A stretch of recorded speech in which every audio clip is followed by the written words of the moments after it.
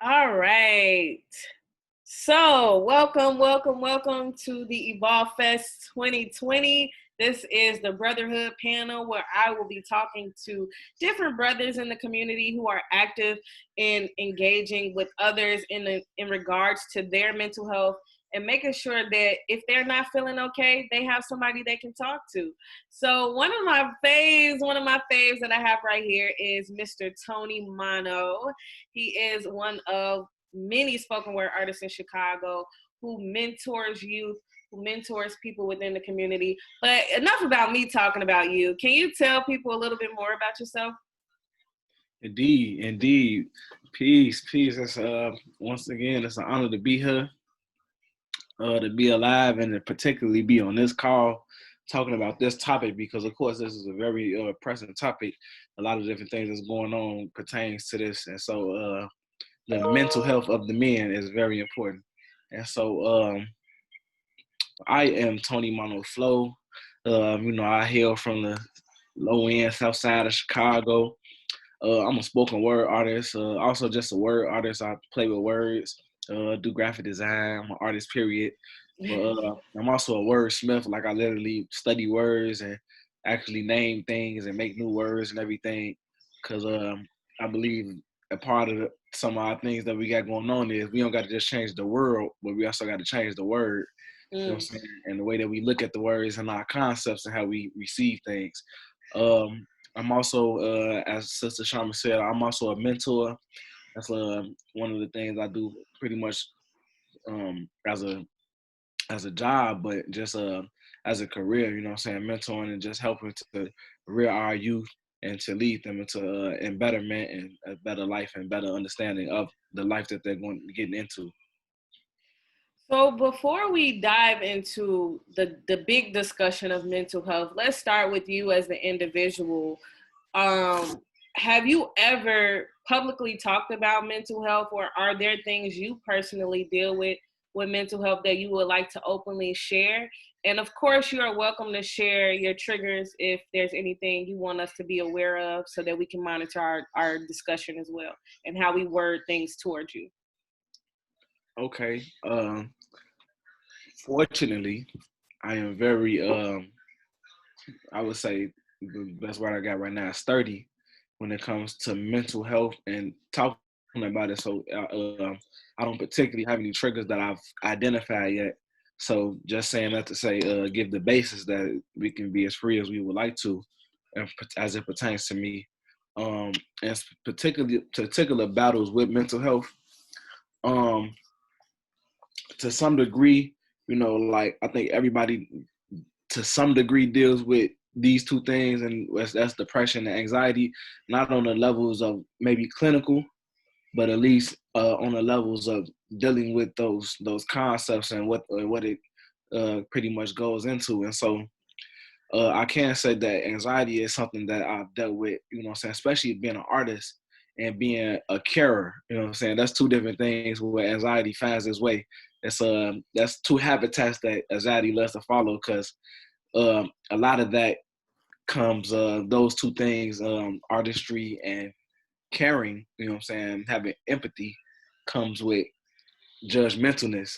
And so when you're an artist, what I'm saying, you got to judge yourself. Is this good enough? Sometimes, I ain't gonna say every artist, but like the great Auntie Erica Badu said, I'm sensitive about my shit. We can curse on here, right? Yes. Too much. I'm just saying, I'm sensitive about my shit. I ain't curse. I said chat. You know what I'm saying? True. Actually, I realized that for a man, I tend to be a little more sensitive, and I'm saying that just to say, like, I can sense things. I'm a little more intuitive than most men, you know what I'm saying, when people say, because I guess I actually yielded to women growing up. I got teased a little bit because they was like, man, you got all these women around you, but they just your friends. You ain't cracking none of them. I know about them. Now you grown, you still don't understand women at all. Yeah, right. So let's dive into that concept. So men and mental health, right? the male figure or the image of men is supposed to be strong, it's supposed to be structured, it's supposed to be stable. Even when we look at different scriptures, no matter what your religion is, a lot of scriptural text will show the man is the head of the house, the woman is, this and that. And so when it comes to the man and the mental state, what are some stigmas you personally feel like men deal with? And if you want to dive even deeper, you can even express Black men. What do you feel like some mental stigmas are out there in society that a lot of people may not be aware of? Well, for one thing, it's all about a part of like what you were speaking on. It's so many different cultures. So even when we be speaking about like the religions, a lot of the religions that we be speaking about be cultures in which they were practicing this thing, and certain parts of it might have worked for their culture or whatever. And then with especially in this culture that we got over here, our culture is so confused, and confused don't mean a bad thing, but it means fused with. So that means there's so many different cultures that are just coming together. This is a melting pot country. So we got so many. So sometimes we don't know where we coming and where we going. Yeah. You know what I'm saying? And so to answer that question directly, when it comes to different stigmas, one statement that I seen is important for us to address, and that I, been battling addressing in my own ways. Sometimes it get looked at as bad to be supportive of your brother. Sometimes when you find somebody like on the artist scene, you find somebody like, man, this dude cold.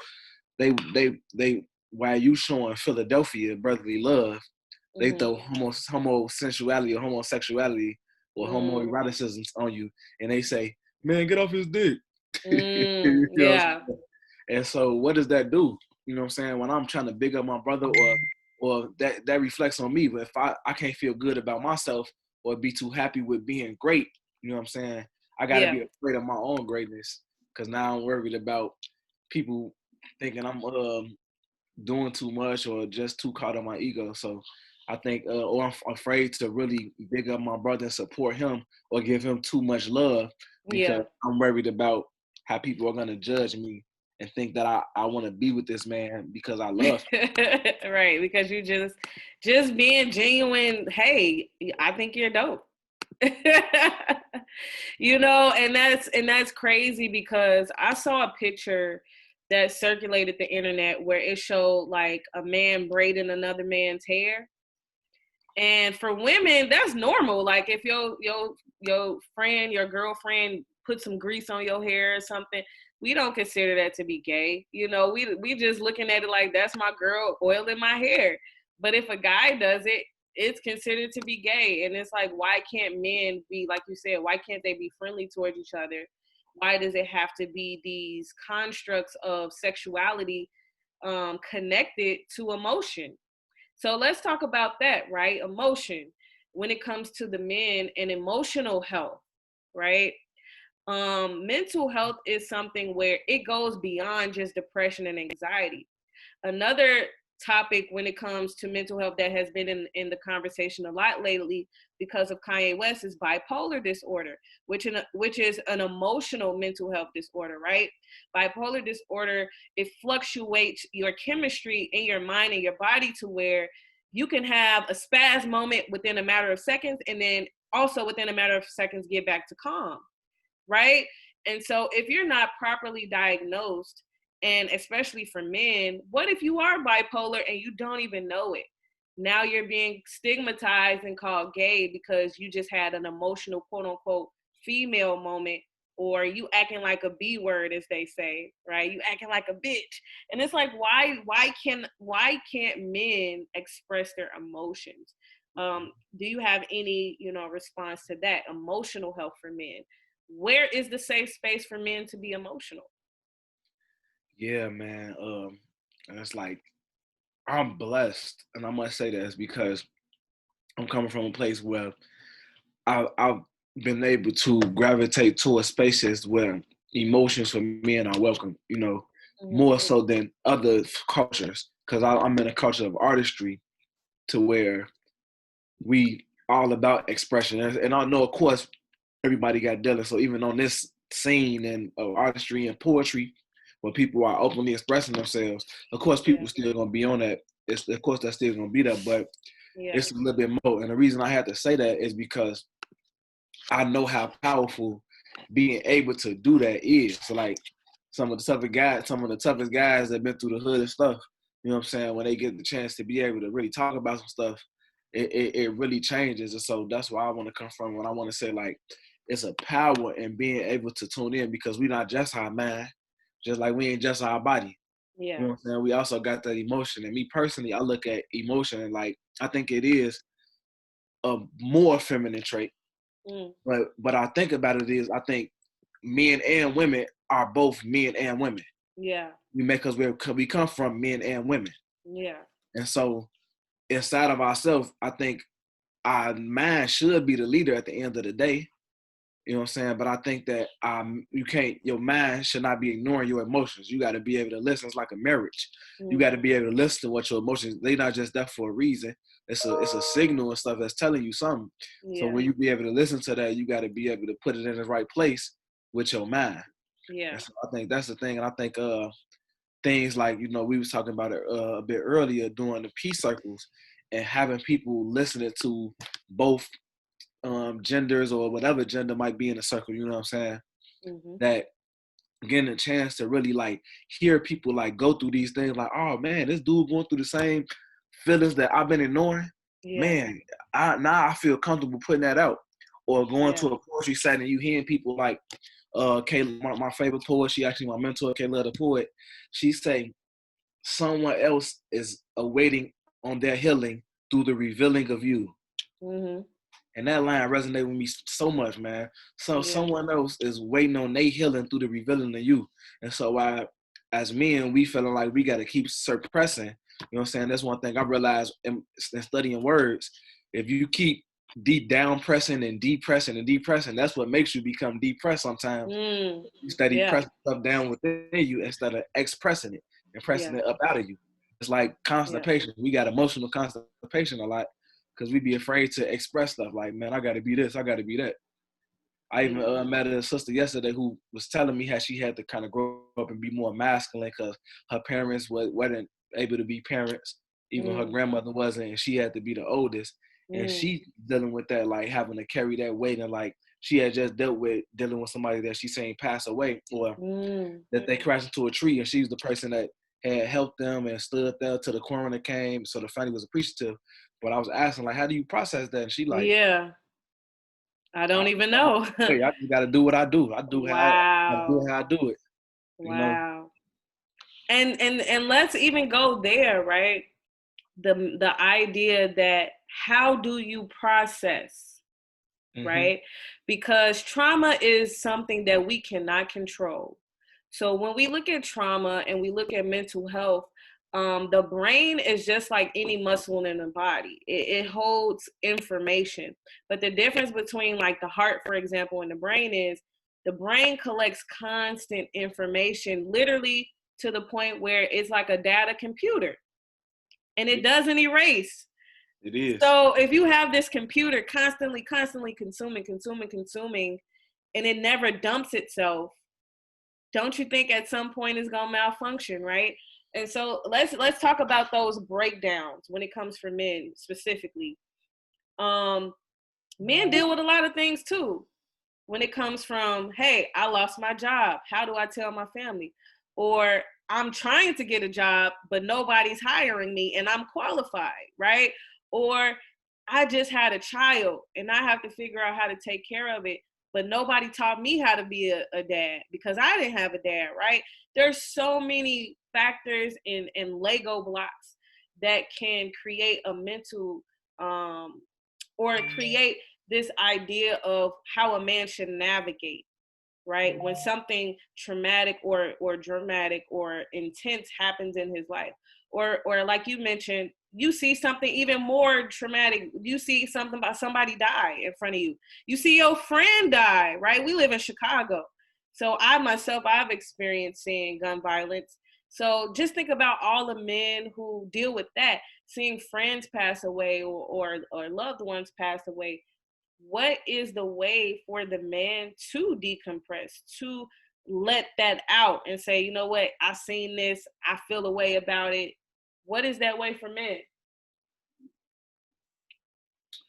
I mean, definitely, I think there's several ways that have been effective for me. A couple years ago, a couple Januaries ago, I lost my mother, and so I'm not gonna say I lost her. I don't speak like that. Yeah. My mother, she transformed. You know what I'm saying? And so she wasn't here physically. Immediately I didn't particularly have the chance to really address it. Like, you know what I'm saying? Like, I think the mourning for me didn't even really kick in until the next year when it really hit me, you know what I'm saying? And soon after that, we were speaking about my girlfriend. I think she was someone that came into my life to really help me process the passing of my mother and the transformation of my mother. Being able to have somebody to listen to the feelings that I went, because there were a lot of, like you say, a lot of things inside of my computer that I hadn't necessarily processed and put in place, because I was with her so much in those declining days, and then so much resentment toward the hospital practices, you know what I'm saying? And so me finding a way, I think it's good to, you know, I think to answer the question directly, finding a safe space, man. And that safe space ain't necessarily just a literal space, but literally you talking about a computer, and the safe space for a computer, safe space might be a jump drive, so you can take some of this information that's all in the computer and put it on the jump drive. Hold on. Princess. She not listening. I think she tried to put her 2 cents into the conversation. She's trying to protect us or something. I don't know. But so yeah, I see Binky joined on. Binky, can you hear us? Yes, I can. What's up, man? Your audio sounds great. Thank you. What's good, Tom? What's good, Sherman? How y'all doing? We're good. So right now we are live in the Evolve Fest panel, Brotherhood panel, talking to brothers in the community about mental health and what they feel about it. And we just got Binky. He hopped in on the chat. What up, Bink? Can you tell the people who you are real quick, and then we'll get back into the discussion. My name is Binky, and I do stuff. And nah, man, I just I'm an artist and a black man who deals with mental health. You know what I'm saying? So that's my expertise here. Nice. So let's get back into the conversation a little bit. We were talking about men processing trauma and how do you do so. So we talked about safe spaces. We talked about what is mental health for men specifically. But now let's get into the trauma aspect of it. I feel personally, I have 2 brothers. I have 10 uncles. So I can't say I know men, but let's just say I know men's emotions, meaning I've seen when men break down. I've seen that moment where the guy was trying to be strong and he's not anymore, and he's just lost it and he doesn't know how. So from your perspective, Binky, what do you feel like are ways men process trauma, or if they process trauma at all? I think the first thing that men have to do is that people have to do, but if we're talking about men particularly, is realize what trauma is and what does it look like. You know what I'm saying? Like, niggas can't fix nothing if they don't know what to pinpoint and to say it's something that needs fixing. You know what I mean? Like, we all have a black man in our life that we know, at least as a father figure, that we even know of, that's in their 60s, their late 50s or 60s, and they think a certain way, they act a certain way, they don't really devolve their emotions like that. And you question where that comes from. Here's a time in which men expressing themselves and being open and clear about their emotions is at an all-time high level of acceptance. But people don't come from that. That's new. That's brand new. So we have to first sincerely attack what trauma is. They weren't allowed to talk about it. They had to keep their blinders on and work because niggas is getting killed like for blinking. You know what I'm saying? Yeah. So like it was a different time and people have to respect that. So my answer to one of the ways in which to like to deal is to figure out what you're dealing with. You know what I'm saying? You can't really deal with no mental health issues if you never. If I told somebody that you know what I'm saying, older gentleman or just a person who don't believe in that type of shit that they have some issues that they're dealing with, some mother issues, some child. Seriously, like if I told them that, how do you think they would react? They'd be like, "What? You better get your young goofy ass out my face. I'm a grown man." I've tried to have these conversations so many times with my dad and some of my uncles. Good luck. And it's like they look at you as if it's like you just got to this world. Who are you talking to? and some of that, and look, and the crazy part is like some of that you have to respect. Yeah. You know what I'm saying? Because there's a kid that can say something to me, I'm like, oh my God, you sound dumb. Like you sound so dumb because you haven't been. It's not that you are dumb; you're just ignorant to experience. You know what I'm saying? So it's easy to look at someone younger than you and be like, oh, you're lacking in experience. You don't know what you're talking about. But they have never sincerely been able to sit down with their issues. So to try to get your dad to that or your uncles to that, my sis, good luck. Good luck. True. What I feel like you gonna have to do, and I'm sorry, I don't mean to overtalk, but no, you're good. I feel like one thing to help that just help me out in that situation, because we're talking about mental health in men. Yes. And I've asked my biological father to seek some help. I asked my father to get some counseling. You know what I'm saying? Because now that our generations are a lot more emotionally intelligent, we can pinpoint the problems a lot easier and be like, oh, you got this trauma, or that looks like passive aggressive this, that looks like projecting that. You know what I'm saying? They're like, the fuck are you talking about? Get out of my face, fam. Like, I'm a grown up. Project these, fam. Like, get out of here. Yes. But we got it. There's a level of acceptance we got to have too, even in mental health. There's a level of acceptance that embrace. That's a good word. That's a word. Grace. I said grace though, but embrace too. Embrace and grace. Okay. Embrace with grace. Right. So, like that. So as we continue to talk, I feel like one of the main things we're all agreeing to is the security and safety to even express, right? The security and safety to know that if I say this to somebody, they're going to understand and not take it as offense, right? Because if you say, hey, bro, I think you're a little crazy, it's automatically like, oh, we're on defense mode and I need to protect myself from you because you telling me who I am. But let's talk about that bond with men that I love as far as brotherhood, the word brotherhood. When I hear men call each other brother, I know it's a big reason behind that. No man just calls any man brother, right? It's something behind the bond of the word brother. So for men, how do you go from this is just a guy I work with, or this is a stranger on the street, or this is just, say, my relative, to I feel comfortable and safe to call you brother, to tell you my deepest, darkest, whatever? When does that transpire? Man, G, I grew up in a house full of women. You know what I mean? So me and my little brother's probably 10 years younger than me. That's like my best friend. It is a necessity. It is a necessita. That's Latin. But no, it is, if you don't have that around you and you have only female energy around you, you crave it, don't even know you crave it. You know what I'm saying? Like you need someone. How about this? We can make it very simple. Everybody needs somebody around them that they can relate to. You know what I'm saying? Where they feel safe, like you said, where they feel like you don't have to explain certain things about yourself.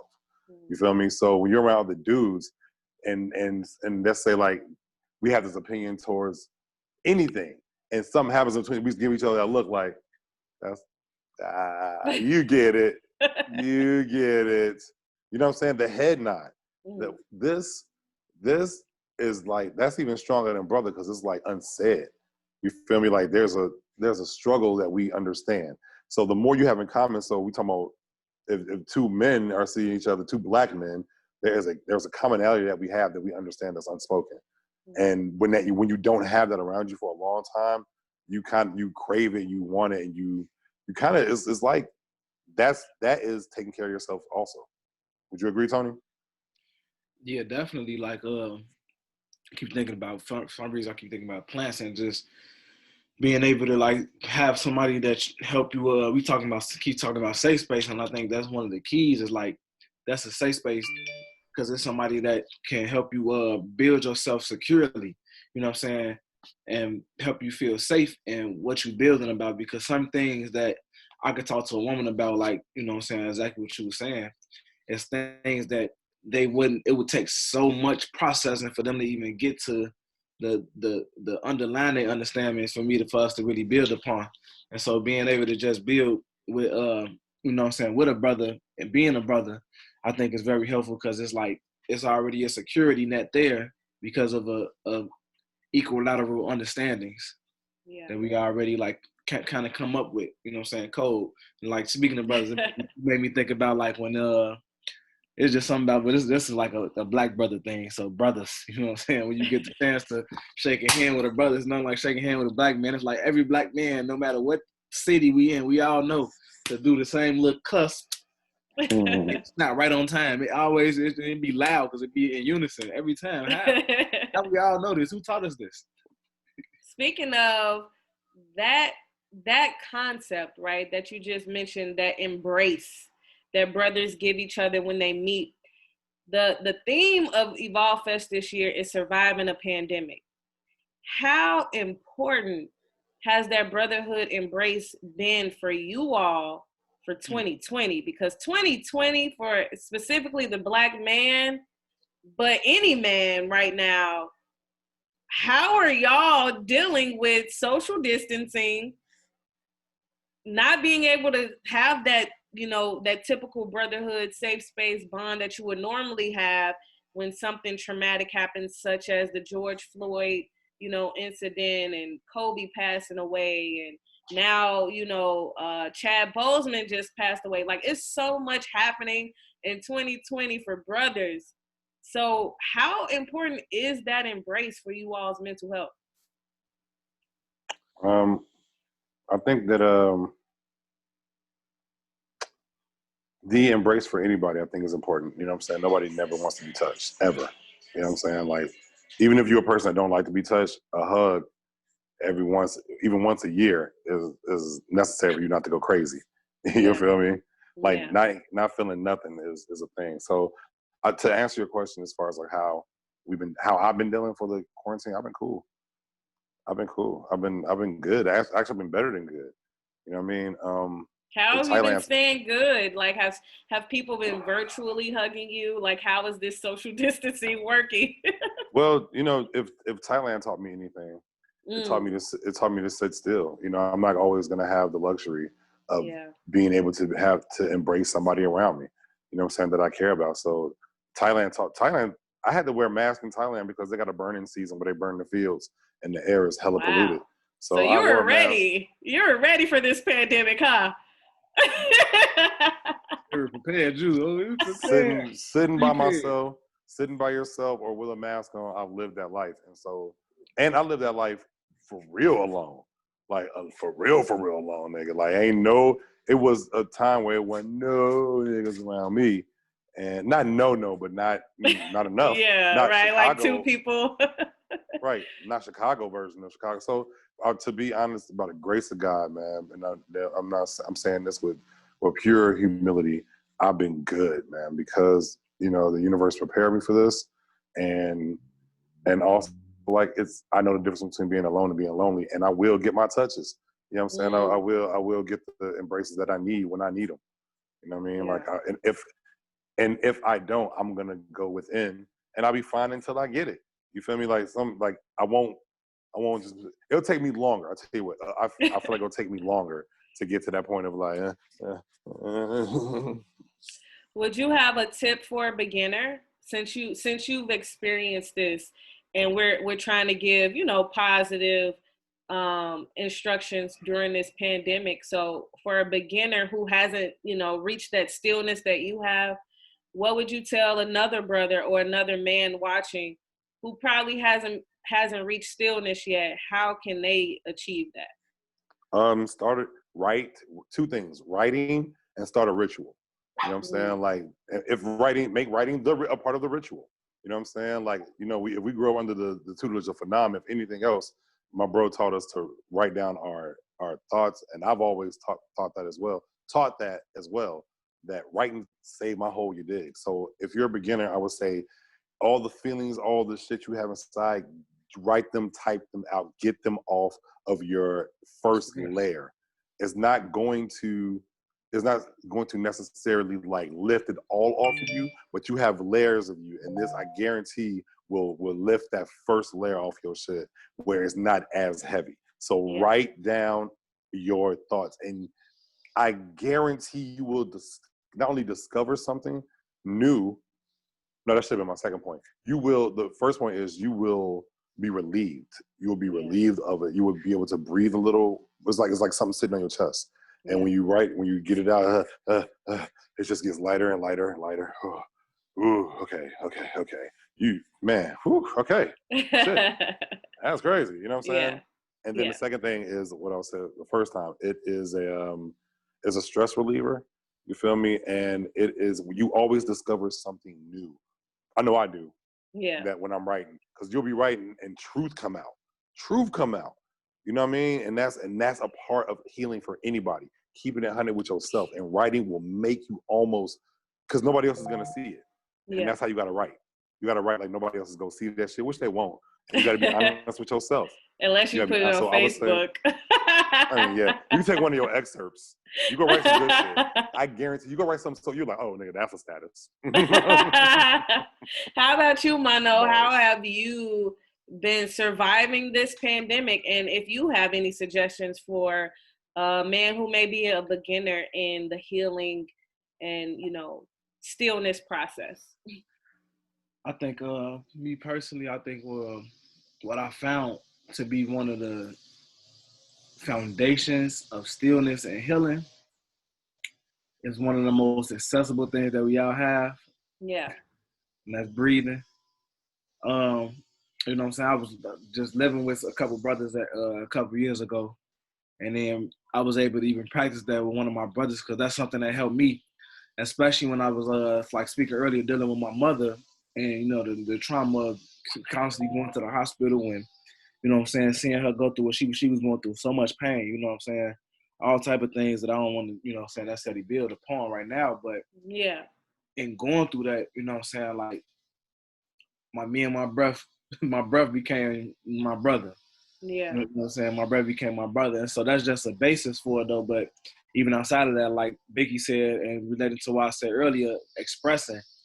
Can you all hear my background? Can you hear my background? A little bit. It's not that loud, though. It's not like overpowering you. But yeah, man, just being able to express. So expressing in different ways, like, writing is a great one. Because you can look back at the notes or whatever you wrote down and see, like, man, I had this feeling before. Look how I overcame this, or look what I'm still dealing with. You know what I'm saying? You got notes that you can refer back to and really dig in. Some might hit you and be like, man, I wrote about this before. I wrote about what you're talking about. Or I wrote about this feeling that I'm feeling right now before. That's one way of expressing. But also just finding somebody that will help you finding the processing. You know what I'm saying? That's what I mean. Like another part of what we talking about safe space. When I talk about safe space, finding somebody to help you process. So you were saying like, like that brotherly help. And so I've been fortunate to be able to be around different brothers who we've actually been like the original Man in Black. We're doing like the community hospitality patrol. Drunk a monkey bag. What up, Drunk? Hospitality patrol, and being able to, be around that type of energy, and you know what I'm saying, encouraging strength, but also encouraging truth. You know what I'm saying? And people constantly asking, man, like, how we dealing, and keep constantly checking in, like, man, how am I dealing with the different things that's going on? Because, pandemic is one thing, but this year has been a doozy. Been all type of stuff, man. It Yes. ain't. I started out there just saying this Exodus, and it look like all type of plays been going on, boy. It's been. You know what's crazy though, bro? Like, Go what's for crazy is like, you know, and this is not taking anything away from our Discord. This motherfucking craziness is going on. Yeah. But like, man, can you imagine going through the civil rights movement? You know what I'm saying, or through Jim Crow, or going through like, you know what I'm saying, where you couldn't walk outside for real, or like literally a white person could literally kill you and for real get away with it. Not just like get out of court, but I mean like for real, walk down the street, bop, bop, bop, keep walking. Yeah. You know what I'm saying? Exactly. We didn't go through those times. We go be good, y'all. Yes. You know what I'm saying? But we go be super good. They weren't allowed to deal with their issues. I'm glad that this is going on now. But we go be good. We go be good. You know what I'm saying? Up, Monkey? Monkey's back on the line.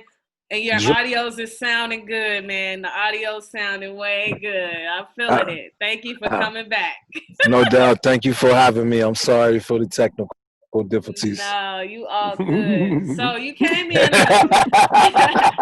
You came in on a perfect move. You came in on the perfect part of the conversation because we've been talking about. You know, the theme of Evolve Fest this year is surviving a pandemic. And, you know, Binky mentioned his experience, you know, Tony mentioned his experience. And I know you personally, Monkey, you've publicly talked about your battles with mental health and maintaining yours in a city that you're not born in, you know, going to a place that family isn't there, you're there alone. And you've openly shared, you know, yo, I need to go to the doctor. I need to get a checkup. Like, I'm not feeling okay today, you know. So for men who don't normally go to a therapist or who don't normally go to a doctor, what would you suggest, Monkey, for a beginner, for a man who probably is dealing with a lot right now during this pandemic and he just doesn't know how to start, he doesn't know where to go? What would your suggestions be? I will be honest, my number one suggestion would be fuck what everybody say, fight for your happiness by all means necessary, even if that means going to get you a therapist. Especially like with the time going on, you can find a therapist for the price of a cheap flight.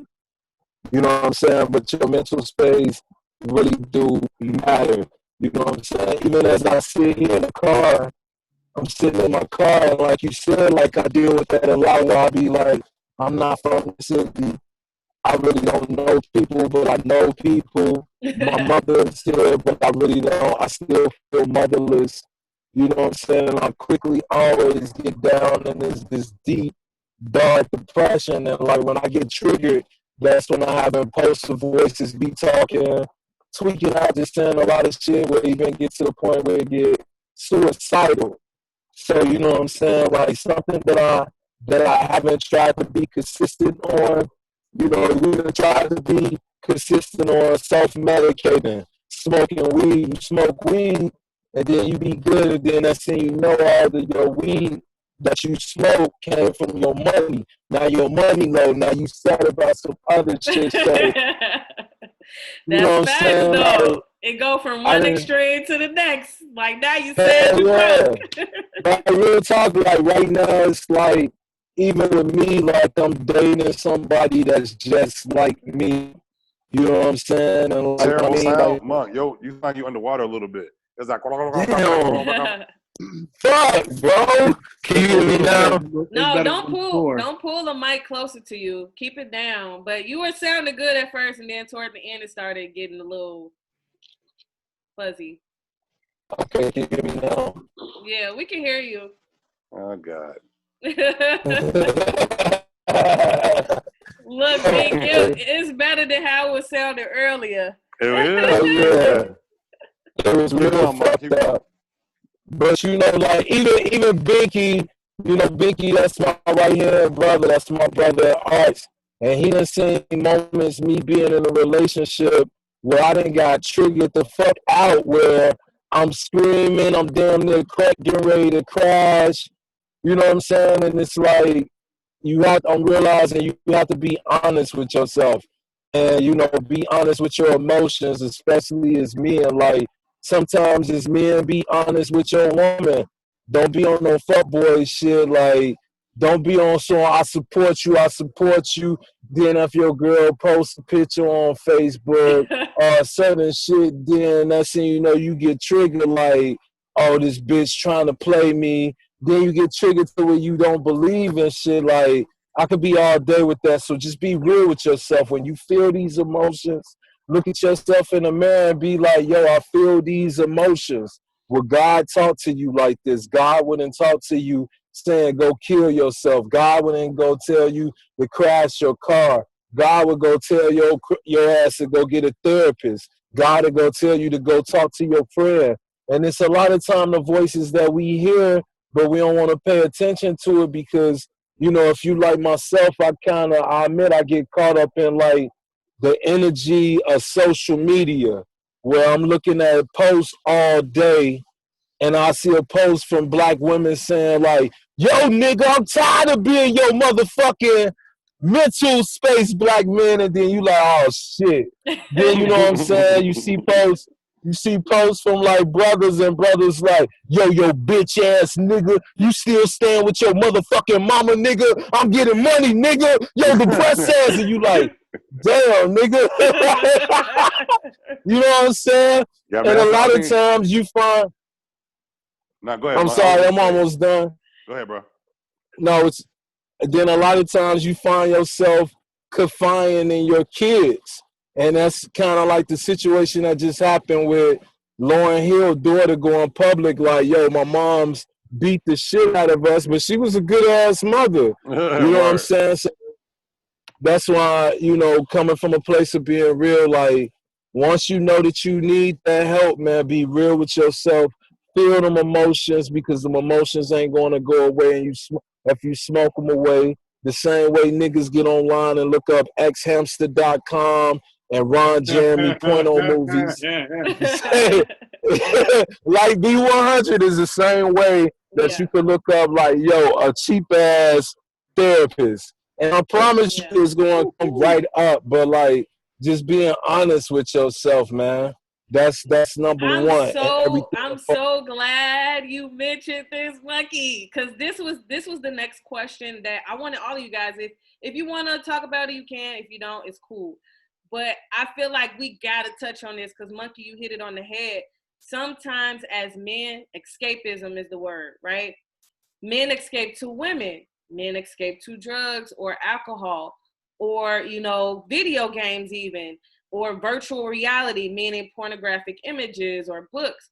And so instead of just paying for a therapist, right, which would have cost you the same amount as that video game, which would have cost you the same amount as those strippers or the same amount of whatever's, right? Instead of just facing the issue dead on, not all men, but some men use escapism. So for you all, what is your personal, and you don't have to give all of your business, but just your personal relationship with either the downside of that or the upside of that? Because I know personally, all of us, we've been friends for years. And like, you guys even had experiences with me where I've had to come to you all literally as my brothers and say, hey, as a woman, I feel like I'm going crazy because my man is doing this and my man is doing that. And I don't know what to do. What should I do, right? And as peers, we try to help each other out, but we don't know what another man or another woman is doing at home. All we know is what we see in the public eye, right? So for you all's personal experiences, why or not even why, but the escapism of men, let's dive into that conversation.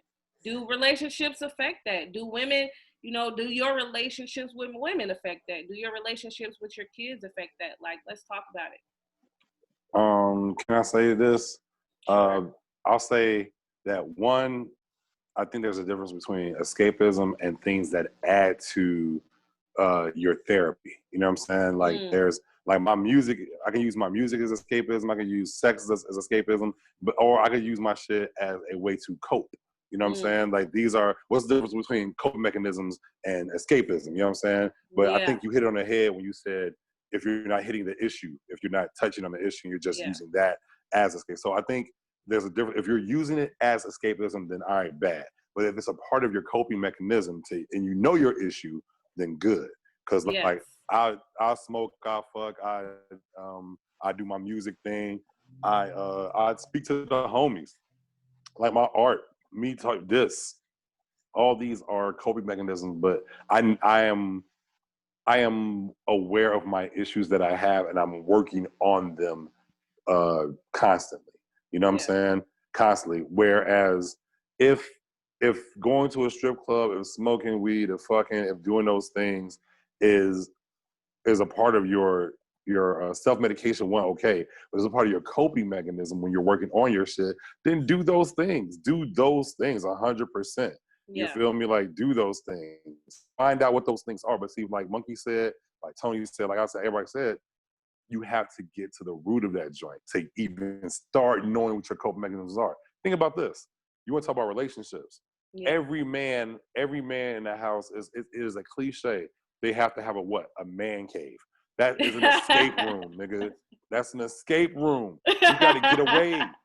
That ain't nothing but a Jodie Foster escape room. You know what I'm saying? Like that you need to get away and have your own therapy. Yeah. You feel me? Like that's a necessary thing to do. Yes. Yeah. Mono, did you want to chime in on this one? Yeah, I just wanted to.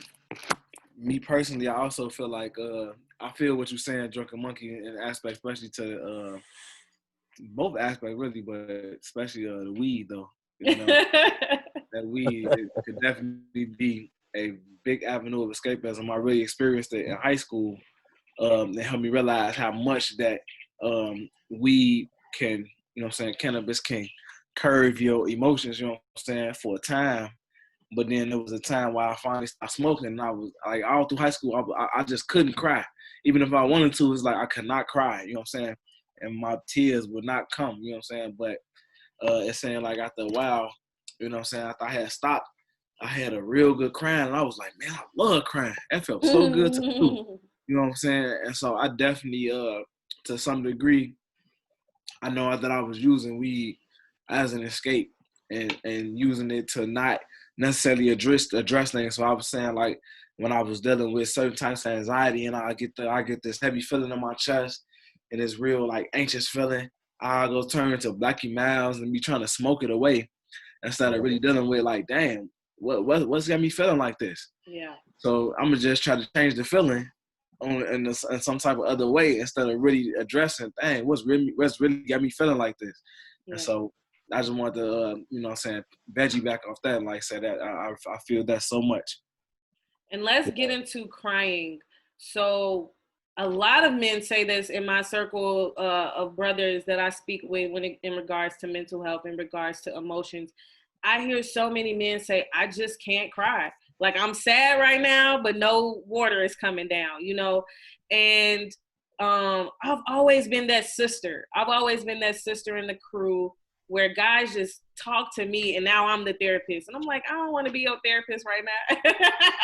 But what is it about men and not being able to cry? And, you know, what is it about that energy that they need to talk to? You don't even have to be a woman per se, but when it comes to that crying emotion, why is it that feminine energy that's needed for men? Or is it feminine energy needed for men to cry? You know what? The warmest feeling in the world come from a mother. When you a baby, you not only sucking on your mother breast for nurturing reasons, but, you know, a kid next to a woman breast is like, it's nurturing, it's healing. You know, my friend told me about that when she pointed something out about my son. And, you know, I'm the opposite. I can't stop crying. Every time I cry, I swear to God, I can't stop crying. Like, my kids, everybody know it. Like, I could watch a motherfucking movie, all that shit.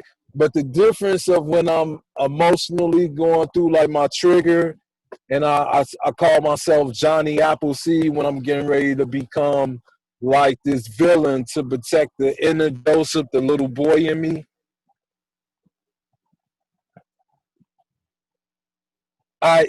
Shit, man, I kind of get triggered and go through like the emotions of being a kid, being raised by like a family of women that didn't know how to really teach a young man how to be a man. So when I cried, it was like, nigga, shut up, don't cry. You know what I'm saying? A lot of times in our hood, in our culture, when it comes to being a man, shut up, don't cry, be a man, be strong. When my uncle blew his brains out and I found out coming home from football camp, I'm in the greatest fucking move ever.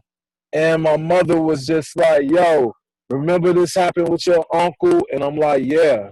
No, I don't remember it. My uncle tried to kill himself because, you know, I just grew up at a time where grown-ups didn't talk to kids about family situations. Yeah. You know what I'm saying? And, like, I didn't know about that shit. And she was like, well, he did it this time. He shot himself. And I was like, what the fuck you mean? When that shit happened, I'm getting ready to cry because this was the only dude that was like my father.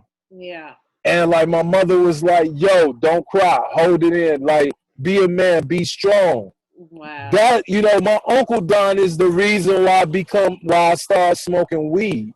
You know what I'm saying? Like, I wanted to do something rebellious. I was like an athletic kid. That was like my escapism and like graduating. I did everything right. And the main nigga who taught me how to respect life and respect myself as a man blew himself brains out over a woman. Not only the trauma of like losing somebody I love, but now the trauma of fuck these bitches is born. That seed is born. Wow. You know what I'm saying? Because like now it's a whole cycle that continues. Because that's just like, you know, and I'm going to get off the subject just a little bit, but I hope not. But that's just like brothers right now versus sisters over the Megan Thee Stallion Tory Lane situation. Like, why is it even a situation where we getting upset about protecting our sisters? Some people gotta go to that deep-rooted problem to be like, maybe that brother went through something with his family or something with women or something young to make him be like, fuck women. Because within that situation, now I'm going to weed for escapism. Now I'm saying fuck women on top of like, I can't let it out. So a lot of times when it comes to men, we can't let it out, so we go to sex. We want to fuck that shit away. A lot of women, when it comes to like being cheating, why you cheat on me? I really don't know, because we really don't know. Like, that trauma, that void is real. Hold on, Monkey. Can let Bink come in, because at that last second it was like breaking up, but we still got the audio from what you said. But if Bink can chime in, because I know you wanted to comment. Yeah, man, you can come from underwater real quick. Fuck you. No, it was doing good. I swear to God, it was doing good, bro. And it was like, man, it did these fuck bitches. Like,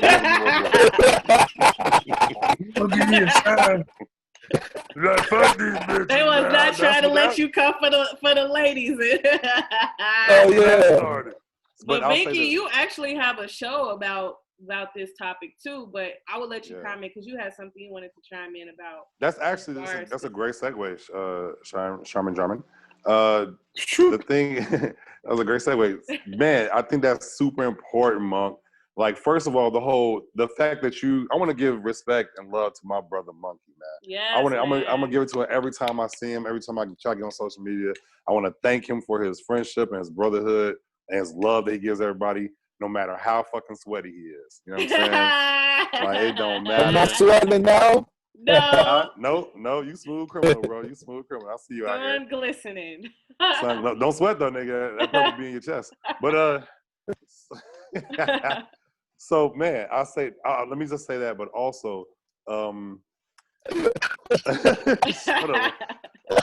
two things I want to mention, and the first thing is relationship wise. When it comes to like men being able to cry or share their emotions in a relationship, too often, and it's happened to me too in relationships. Too often, because of the way that men are raised, the whole "don't cry" scenario.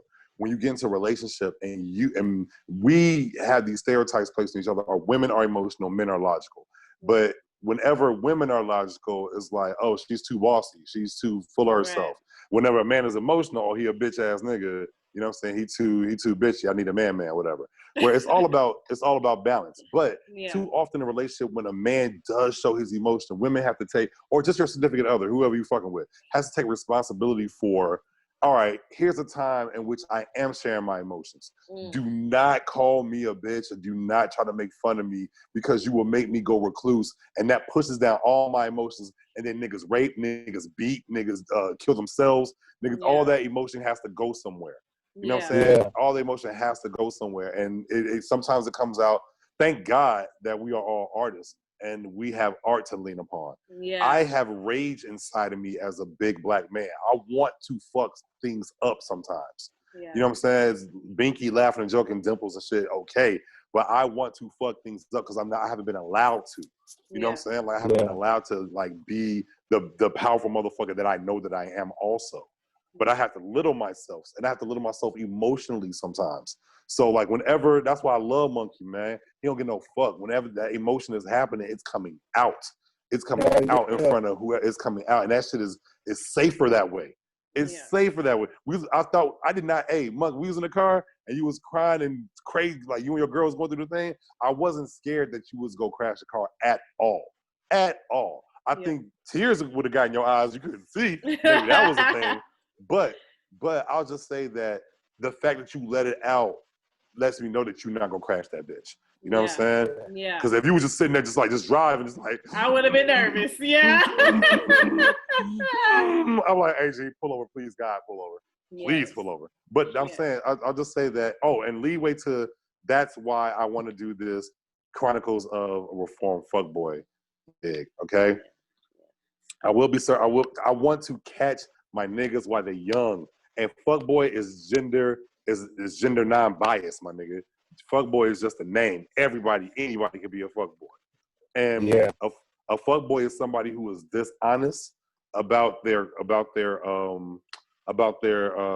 intentions and is misleading. They're misleading, they're dishonest, and they are usury, and they're selfish. These are characters anybody can have. And if you catch, and here's the thing.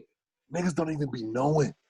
They don't even be knowing they doing fuck shit until older niggas tell them that they, or somebody, when a woman tell them you're doing fuck shit, like, fuck out of here. It's fuck bitches. Fuck bitches come up. You know what I'm saying? Fuck bitches comes up.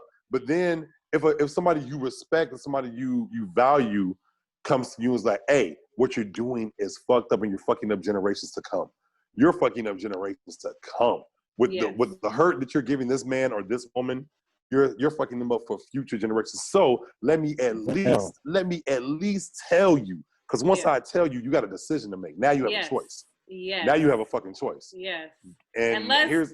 Go ahead. No, did you have some more? I'm sorry. I was lastly to say, like, once you have a choice in the matter, fam. Once you have a choice in the matter, then you know what kind of character you are. Yeah. And you can keep it 100 with yourself. Because if you know you a fuck nigga, then do fuck shit because you a fuck nigga. It's sitting there. Yeah. But don't think you a nice guy. Do fuck and shit. Pretend. And pretend you just a nice guy. Real shit. Oh, that's real shit. Real shit. It been times I left good ass relationships just because I didn't want to have the fuckboy jealousy tendency. Mm-hmm. You know what I'm saying? Like, it's okay for me to fuck around, but when it comes to my girl, you know what I'm saying, she can't post shit. She can't even smile with a nigga. I mean, let's be real. We all have that female friend that's on the poetry scene. We know her guy, and when she bring her guy on the scene, he got that bad vibe because he got that whole toxic energy and shit, and he tossing everybody up because he's insecure, and everybody quick to be like, nigga, get your shit together, stop being insecure. But if that shit was just mental, bro, because it be times I leave the crib and I be cool as fuck, and then like, yeah, I'm on planet Earth, I start tweaking and shit. Even with everybody being like drunken monkey, you this, you that, I start looking at other artists' pages and shit.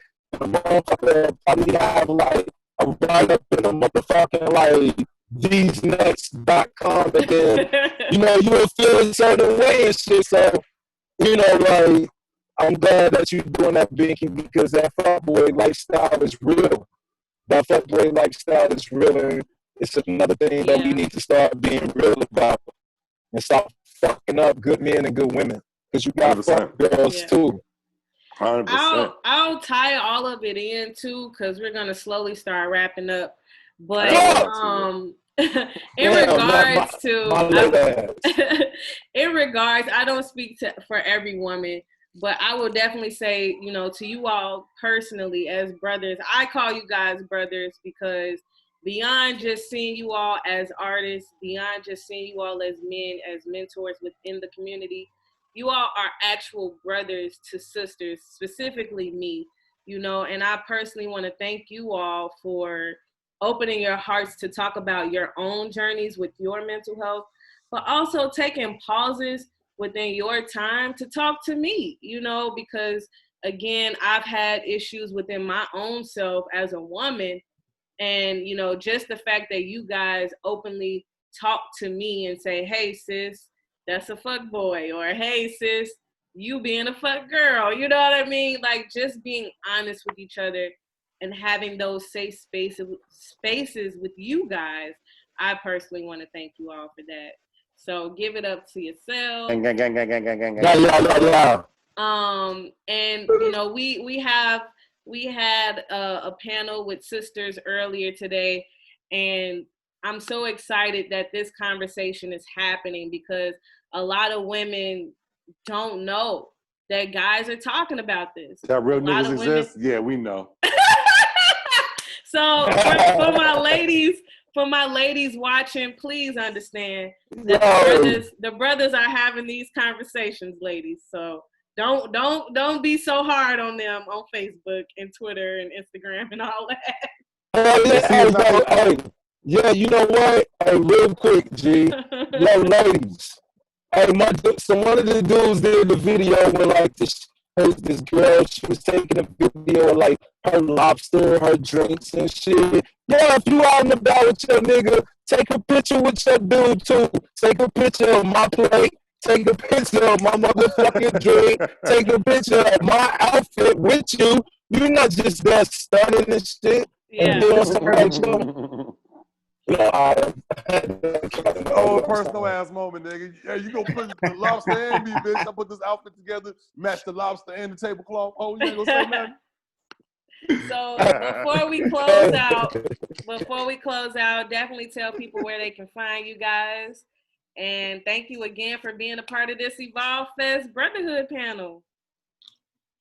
Yo, live from the Planet Tweet Central. Once again, check me out on social media. Spell my name right. Drunken Monkey spell MONKEEE. Also check me out at www.tweetcentralmedia.com.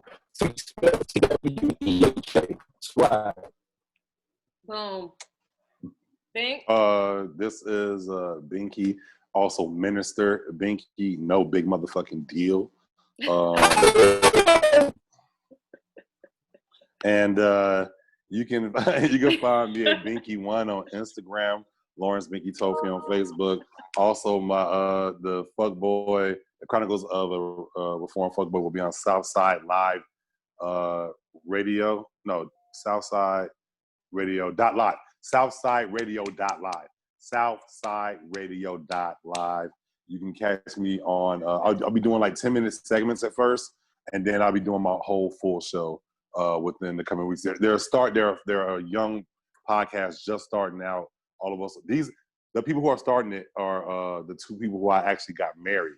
It's Summer and Pam. So they're starting it. You know what I'm saying? So like we're in our beginning stages, and so like it's building up. But it's SouthsideRadio.live. You'll hear me. It's gonna be dope. It's gonna be fresh. It's totally necessary. And who's that? Beyonce? Someone said, "Is that Beyonce?" Hello, And let me mute him. Hey, Chef Lee, I'm gonna mute you real quick. We wrapping up this panel. And last but not least, y'all can see a nigga named Binky on a mural on Displays and Yes, Hubbard. congratulations. I saw that this morning. That's beautiful, man. He made you see the look face? There you go, right there. amazing, all ethereal and stuff. There go the face right there. All right. But also, yeah, you can catch me in the mural. The mural is right by the old Funky Booty Lounge. How about that? Wow. Talk about full circle moment. Yeah, so yeah, fuck with it. Ramon Static, that's my mother effing brother. I love you, bro. You that dude, man. You are so talented. Thank you for immortalizing a nigga, man. Especially in Chicago where niggas don't feel like they get the credit they deserve all the time. And I think Monkey is one of those people. I don't think Monkey gets the credit that he deserves for doing the work that he has done and continues to do. You feel me? So every time I see this brother, I'm letting him know that you are a staple. You're amazing. You're important. People talk about you a lot. And I think Maya Angelou said, people forget about what you said, but people don't forget about how you make them feel. And you make people feel great, even with, you know what I'm saying, cry, tears, and sweat all over people. It don't even matter. That's tears and sweat of love. Okay? So thank you, my bro. Thank you very much for all the things you do and that you continue to do. That you continue. People stop doing what the fuck they love doing after they have kids, after they get all that stuff. You have been on yours, whether 3 people are listening or 3,000, my bro. And I appreciate that. And I never forget that shit. So keep going, my bro. Thank you. Oh, And Larry. last but not least, Mr. Tony Mano, where can they find you? Well, you just put it on Larry. That's how you get it. That's a staple right there. But now, anyway, on kids. But yeah, first off, I got a new song on Lil Bow Wow album. You serious? Yes, I'm not. Oh, okay. Called Brotherhood. But yeah, I am Tony Mano Flow. You can find me at Tony Mano Flow, the way it's probably spelled down here. If you look at my picture and stuff, that's Tony with an I, that's I, Mano, you know, we won. Flow. You can find me on Facebook, Antonio Monix, of course. My name is a short end of that. Yeah, you can find me in Chicago. Well, New Orleans this week though, but you can find me in Chicago too. I just want to say I appreciate being on this call. Thank you for leading this discussion, Sharman Jarman. And thank y'all for being so real and so honest and just helping me. I had to just sit back and, you know what I'm saying, be the little mentee I am, you know what I'm saying, and grab some of that elevation because I was really encouraged. And I just hope that I can't wait till other people see it because I think they're going to be empowered by some of the realness that was put out on this call and then some of the energy that was put out because there's some powerful stuff, man, you know what I'm saying, addressing the fuckboyisms and all types of stuff. Most definitely. Thank you guys so much. I have to start the next panel, but until next time, I will see you all soon. Again, thank you all for tuning in to the Brotherhood panel for Evolve Fest 2020. Stay tuned. We have more discussion on the way. Peace. Hey, Chef Lee.